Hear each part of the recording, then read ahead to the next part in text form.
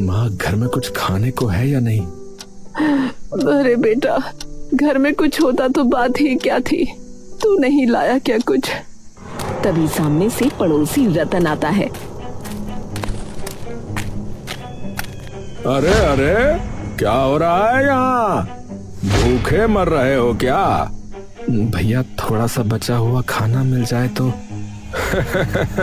ओहो मोची महाराज, अब खाने के लिए भी पड़ोसियों पर निर्भर हैं? ले लो ले लो, वही देने आया था। वैसे भी फेंकने ही वाली थी वो। रतन बेटा, इस तरह मत बोल। अरे जो सच है वही बोला, ऐसा क्या बोल दिया? रतन हंसते हुए निकल गया।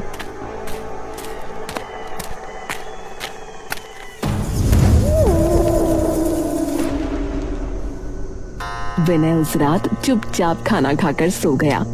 आंखें बंद थीं, पर दिमाग में रतन की आवाज गूंज रही थी।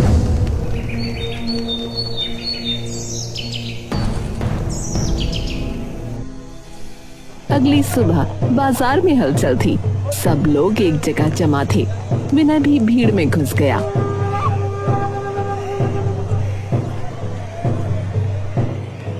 अरे सुनो मेरे प्यारे गांव वालों, शहर से लाया हूँ जादुई यंत्र। हाँ, इसमें जूता डालो और 2 पल में नया बनकर बाहर आएगा भैया। अब किसी मोची वोची की आवश्यकता नहीं। हाँ, अरे वाह, ये तो कमाल है भैया। अरे मोची का तो काम ही खत्म भैया, फिर इसका मतलब? ये सुनकर विनय के पैरों तले जमीन खिसक गई। उसकी आंखें नम हो गईं। वो सीधा मुखिया के पास गया। मुखिया जी, आपने ऐसा क्यों किया? मेरा तो धंधा ही खत्म हो जाएगा। धंधा?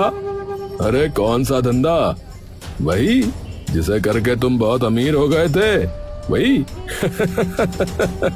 रोज नोटों की बारिश होती थी है तुम पर, है वही वाला? अरे पहले भी कंगाल थे और अब भी रहोगे, समझे? चलो हटो यहाँ से। पीछे से टोलियां बनाकर लोग उसका मजाक उड़ाने लगे। अरे अब क्या करेगा रे विनय?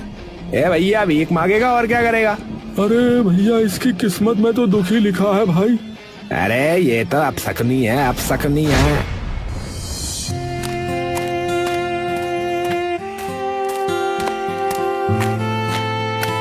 विनय भारी मन से घर पहुंचा। बेटा, क्या हुआ? इतनी जल्दी वापस कैसे आ गया? माँ, मेरा काम खत्म हो गया। अब कोई जूता सिलवाएगा ही नहीं। अरे पर क्यों? विनय ने पूरी बात बताई तो रामकली भी रो पड़ी। हे भगवान, अब क्या करेंगे हम? ये मुखिया को ऐसा यंत्र लाने की क्या जरूरत थी? तभी दरवाजा धड़ाम से खुला। रतन वापस आ गया, इस बार और भी बदतमीजी के साथ। अरे माँ जी, अरे सुना, तुम्हारा बेटा जिस काम में लगा था वो काम ही दुनिया से खत्म हो गया। अरे ऐसा मनहूस है कि खुद का धंधा ही डूब गया। अरे भैया, मजाक तो मत उड़ाओ।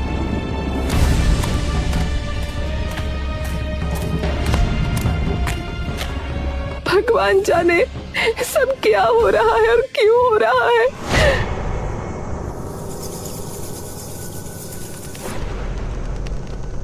वो रात बहुत भारी थी। रामकली सो नहीं पाई। विनय भी छत घूरता बैठा रहा।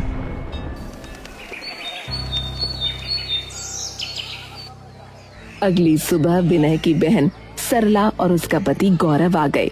दोनों घर में कदम रख ही रहे थे कि दहलीज पर रखे विनय के औजारों में से एक टांका लगाने की सुई गौरव के पैर में चुभ गई। अरे ये क्या है? गौरव लड़खड़ाया और दरवाजे से जा टकराया, जिससे उसके सर से खून आ गया। सरला तो ये देखकर जैसे बिदक पड़ी। हे भगवान, मेरे पति को इस घर में कदम रखते ही चोट लग गई। मनहूसियत फैली है यहाँ। मैं इस घर में 1 मिनट नहीं रुकूंगी। चलिए जी यहाँ से। अरे दीदी, अरे रुक जाओ, मेरी गलती नहीं है। अरे दूर रह मनहूस कहीं के। दोनों पलटकर देखते हुए निकल गए।